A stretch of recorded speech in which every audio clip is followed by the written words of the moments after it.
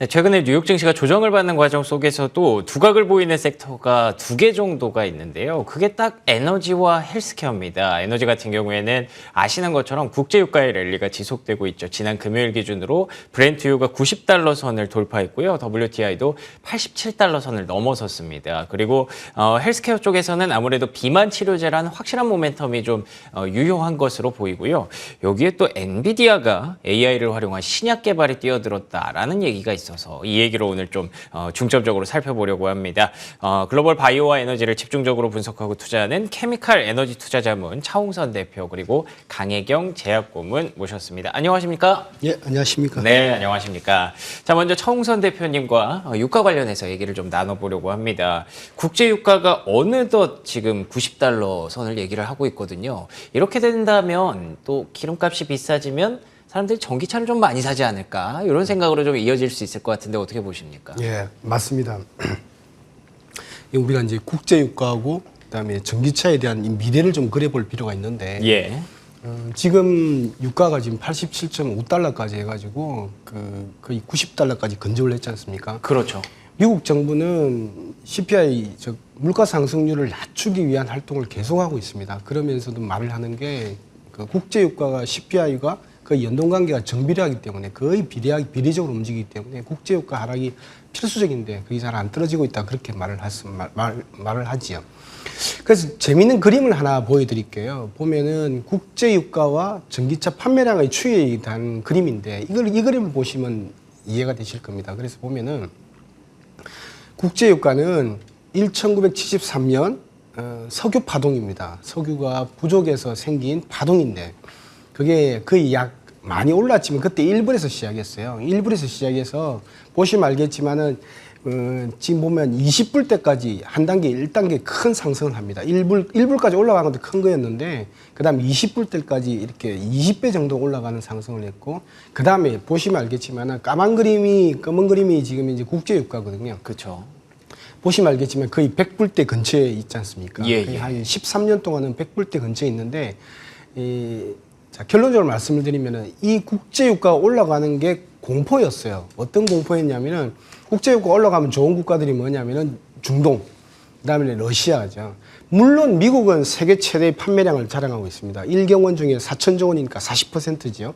그렇게 됐는데 그래서 보면은 준비를 많이 했던 겁니다.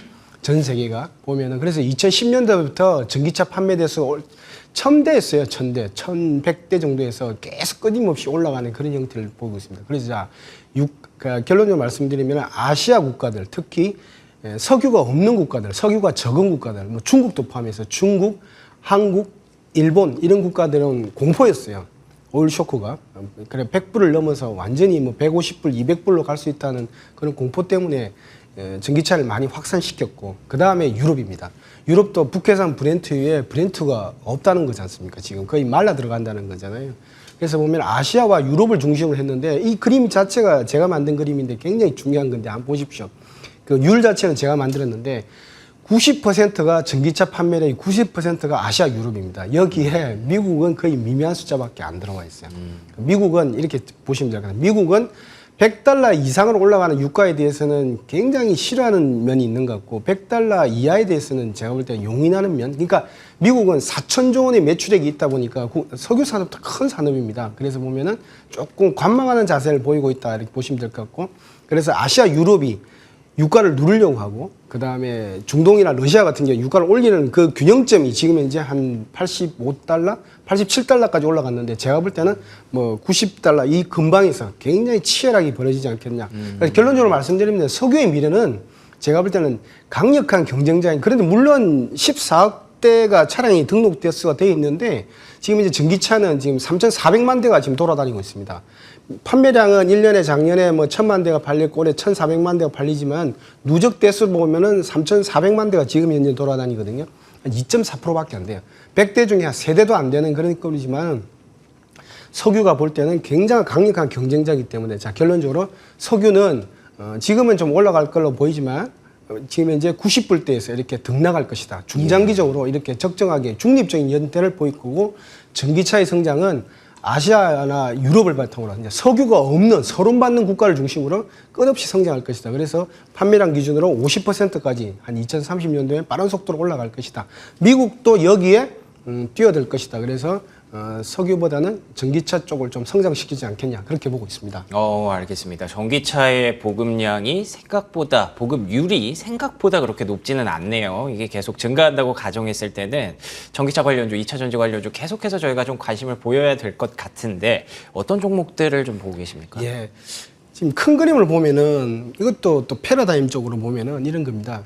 그 기존의 미국은 엑슨모빌을 샀었어요. 엑슨모빌, 쉐브론, 옥시덴탈 페트롤리움을 이렇게 쭉 샀었죠. 샀는데 2010년도부터 750배가 올라간 기업이 테슬라입니다. 그래서 전기차 기업이 쭉 뻗어 올라갔죠. 한 13년 동안에 거의 750배, 1억 넣었으면 750억이 되는 5억 원이 되는 그런 이제 투자 수익률을 달성하는 테슬라가 있었고, 그런데 우리나라 기업, 우리나라 분들은 이런 게 뭐예요? 테슬라를 보면서 엑스모빌에서 테슬라로 넘어가는 주도권이 넘어가는 그런 과정을 보면서 우리나라는 배터리하고 양극재에 주목하신 것 같아요. 그래서 보면 뭐 LG 에너지 솔루션이라든지 포스코 퓨처엠이라든지 에코프로 비행 같은 경우가 분출을 하는데 재밌는 게 뭐냐면은 2020년에 테슬라는 다이렉트로 올라갑니다. 다이렉트로 올라가는데 거의 그때 한 9배 정도 올라가는데 우리는 이런 포스코 퓨처엠이라든지 에코프로 비행 같은 경우가 2단계 상승을 보여요. 그러니까 주춤주춤하면서도 계속 올라갔던 그런 형태를 보이고 있거든요. 그게 뭐냐면은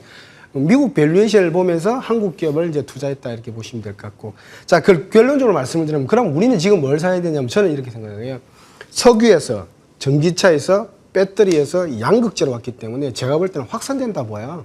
그래서 제가 볼 때는 아시아, 유럽에서 성장이 지속됐기 때문에 음극재, 동박, 그다음 분리막, 제가 볼 때는 전해액 이런 그림을 보시면 될 것 같은데 요 그림이 되는데 포스코 퓨처엠이 유가를 막아줄 거다, 그죠? 한 90불대 유가에서 적정선에서 양극재가 막아줄 것이다 이렇게 보면은 제가 볼 때는 대한유화 같은 경우는 SK 아이테크놀로지라는 이런 분리막 기업은 공급하는 분리막 소재, PPP 같은 경우는 분리막 소재에서 전 세계 1등입니다.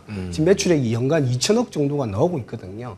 그래서 이런 대한유화라든지 그 다음에 CNT를 하고 있는 금호석유라든지 전기차용 타이어, 그 다음에 합성 고무도 지금 이제 범용해서 계산 고부가로 지금 변신을 했는데 이런 금호 석유에 대해서는 전혀 인식을 못하고 있더라는 거죠. 그래서 전기차 소재 쪽, 다운스트림 쪽으로 굉장히 확산될 것이다 이렇게 보고 있고, 그 다음 장 재미있는 그림이 뭐냐면 저번에도 한번 보여드렸는데 이게 보면은 테슬라가 밸류에이션이 보면은 작년 2022년 매출액 대비 지금 시가총액이 10배입니다. 예. 10배라는 걸 보고 우리나라 양극재 기업이 지금 이제 그 1배, 2배 수준에서부터 한 2배 정도 했어요. 2배에서부터 거의 9배까지 다이렉트로 올라가는 그런 형태를 보였습니다. 그래서 밸류에이션 격차를 메웠다는 거죠. 왜? 우리나라 한국 기업이 전기차 소재, 배터리 소재는 미국화되더라는 거죠. 그렇게 따지면은 SKC라든지 솔루스 첨단 소재 같은 동박 기업들도 제가 볼 때는 부각될 수도 있고, 그 다음에 PPP, 전 세계 PPP 1등인 뭐 대한유화라든지 CNT라든지, 그 다음에 금호석유라든지 전기차용 타이어라든지 이런 기업도 시가총액, 금호석유 같은 경우 올해만 해도 6천억 넣으면은 밸류에이션은 15배를 줘도 되거든요. 업황이 아시아가 지금 이제 풀리기 때문에. 그래서 제가 볼 때는 지금부터는 이런 쪽 그 전기차 안에서도 다운스트림 쪽 부각되지 않는 기업들한테 집중하는 것도 괜찮다 이렇게 보고 있습니다. 알겠습니다. 양극재에서 이제 2차 전지 관련주들이 점점 확산된다는 가능성을 보고 계시네요. 대한유화와 금호석유가 시가총액 밸류에이션 갭을 메워줄 수 있을지 주목하시면 좋을 것 같고요. 자, 이어서 바이오 쪽으로 얘기를 좀 넘겨보려고 합니다. 앞서 말씀드린 것처럼 바이오는 아무래도 확실한 그 모멘텀이 하나 있어요. 비만 치료제라는. 그리고 또 여기에 엔비디아 AI 뭐 신약 이런 얘기가 좀 있던데 굉장히 궁금합니다. 어떤 내용인가요? 예, 일단 그 글로벌에서 앵커님께서 앞서 이제 서두에서 얘기하셨지만 지금 한 달간을 봤었을 때는 IT 기업들 뭐 엔비디아나 뭐 구글, 마이크로소프트, 테슬라 이런 관련된 기업들보다도 일라이 릴리가 11%로 가장 많이 상승을 했거든요. 그렇군요. 그러니까 당뇨 비만으로 상승하고 있다라는 얘기는 좀 많이들 들으셨을 텐데요. 매일 이제 그 일라이 릴리를 포함한 헬스케어를 보고 있는 이제 제 입장에서는 상승할 때 매번 이슈가 있습니다. 그래서 지금까지 간단하게 이제 일단 비만 당뇨에 대한 걸 총정리해 보자면 이런 거죠. 혈당 강화, 당뇨병 환자들한테 이제 혈당 강화에 대한 효능, 그 다음에 비만 환자한테 체중 감소를 시키는 그런 효능, 그 다음에 심혈관계를 포함한 이런 그 그 신부전 등 여러 가지 이런 심혈관계에서 나타날 수 있는 증상을 이제 좀 줄여준다라는 작용들. 그런데 그렇군요. 지난주에도 나타난 거를 보면은 또 제1형 당뇨병, 인슐린을 투약해야 되는 환자한테서도 효능이 있을 수 있다. 그 N수는 좀 적었지만 이러한 것들이 또 시장에서는 주의 깊게 보고 있기 때문에 또 인슐린과 관련한 의료기기도 있고 여러 산업에 대한 파급 효과들이 있기 때문에 지금 그거에 따라서 주가는 일랄일리 같은 경우도 계속 움직이고 있다 이렇게 보시면 됩니다. 그리고 한편으로는 이슈는 이제 보험 약가와 생산 여부가 되는 거죠. 그래서 첫 번째는 이렇게 좀 정리를 할 수가 있고요. 이제 앵커님 궁금하다고 이제 말씀하신 네. AI 신약 개발 이제 이 부분인데요. 앵커님 만약에 신약 개발도 하고 의료 그 디바이스 또 이제 사업을 하면서 그리고 이미징 영상 작업을 하는데 이런 게 매출액이 만약에 1조 원 이상 나온다. 그럼 좋은 바이오 기업이다 이렇게 말할 수가 있겠죠? 아, 그럼요. 그렇죠. 저 국내에서도 또 핫하잖아요, 관련 기업들이. 맞습니다. 예. 근데 이 기업이 바로 엔비디아입니다.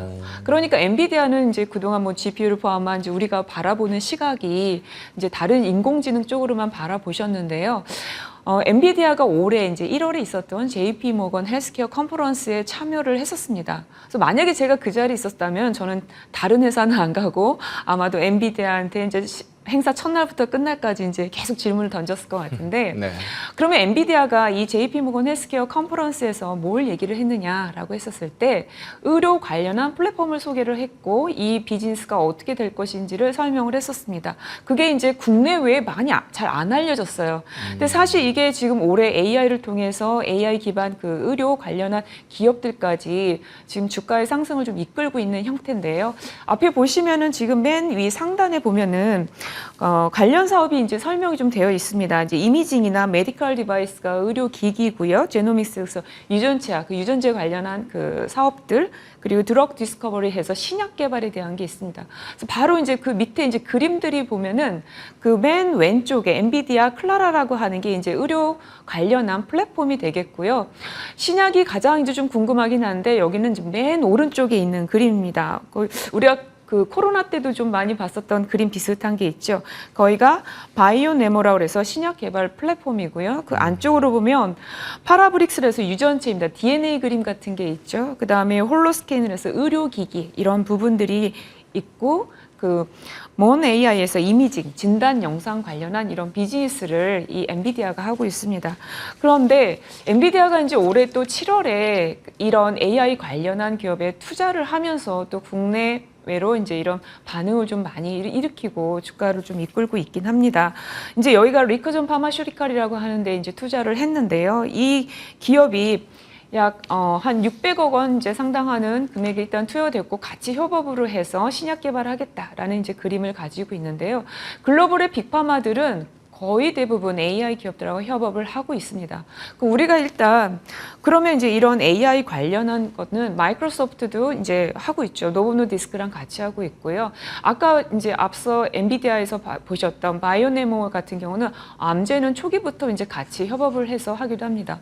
그럼 이제 또 비만 당뇨로 언급됐던 일라일릴리뿐만이 아니라 노보노디스크, 존슨앤존슨, 아스트라제네카 뭐 여러분들이 다 아시는 빅파마들, 뭐 파이자 포함해서 다 이런 기업들은 이미 이 AI 관련한 이런 기업들하고 같이 협업을 하고 있다 이렇게 보시면 되고요. 보통은 이제 신약 개발을 위해서 이제 좀 협업을 하는데 2021년부터 이제 2023년도에 빅파마가 AI 관련된 그 기업과 어떤 이제 작업을 하고 있고 M&A 라이센싱 딜을 보게 됐었을 때는 항암이나 그 자가 면역 질환, 알러지 쪽에 대한 작업들을 같이 하고 있습니다. 그럼 또 이제 좀 AI 관련한 기업들을 해외에서는 뭐 슈레딩거나 레드는 엑스사이언티아 이런 기업들이 있는데요. 이런 기업들은 AI 관련한 소프트웨어나 아니면 이런 진단 그리고 항암제를 개발하는 이런 역할들을 이제 일을 좀 진행을 하고 있습니다.